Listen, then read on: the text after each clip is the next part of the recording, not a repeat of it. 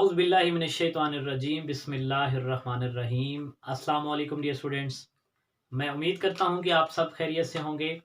Students, आज के अपने एक बड़े ही इम्पोर्टेंट लेक्चर में, जो कि चैप्टर नंबर 8 का केमिकल इक्विलिब्रियम का लास्ट टॉपिक है, और जो टॉपिक हमारा है स्टूडेंट आज का, that is a buffer capacity.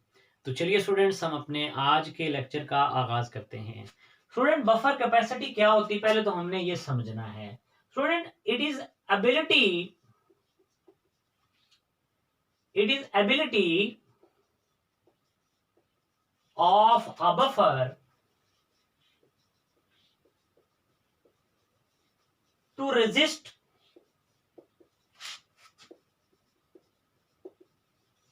a change in its pH.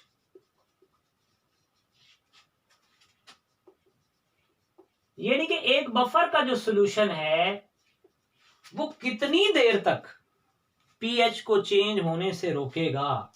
बात कहने का मकसद है स्टूडेंट्स कि हम बफर में, जैसे हमने लास्ट लेक्चर में डिस्कस किया, बफर में हम एक अगर एसिड लेते हैं तो उसका सॉल्ट लेते हैं।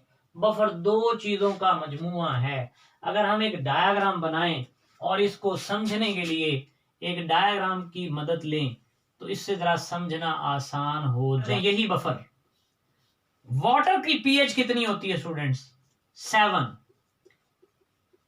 और अगर हम इस 7 पीएच वाले वाटर में इतना ही NaOH ऐड कर दें तो पता क्या होता है? पीएच 7 से चेंज होकर 12 हो जाती है। इतना स्ट्रॉन्ग बेस है ये। इसका मतलब ये हुआ कि अब हमने देखना यहां पर क्या करेगा ये। क्या यहां पर भी इस बफर की पीएच को ये चेंज कर देगा, या इस बफर की पीएच को ये चेंज नहीं करेगा? ये बफर कौन सा है स्टूडेंट्स? ये बफर एसिटिक एसिड का है। एसिड कौन सा लिया हमने? CH3COOH। साल्ट कौन सा लिया हमने? CH3COONA। कितनी कंसंट्रेशन? 0.11 मोल। कितनी कंसंट्रेशन? 0.09। क्या ऐड किया? We have added 0.01 molar of base. Then what will happen? This acid will become active and it will try to neutralize that base. कितनी बेस ऐड हुई? 0.01 मोलर। एसिड कितना है हमारे पास? 0.09 molar.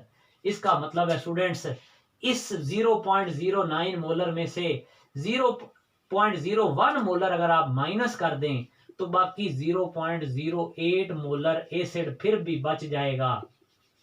इसका मतलब है स्टूडेंट्स, इस एसिड की कुछ बाउंड्री लिमिट्स हैं, और वो क्या हैं कि अगर आप 0.09 मोलर तक कोई एसिड ऐड करें, या अगर आप 0.11 मोलर तक कोई बेस ऐड करें, तो उससे हमारे पास जो है इनकी पीएच चेंज नहीं होगी। यकीनन इतना बेस ऐड करने से एसिड न्यूट्रलाइज कर देगा, और इतना एसिड ऐड करने से ये बेस या साल्ट उसको न्यूट्रलाइज कर देगा।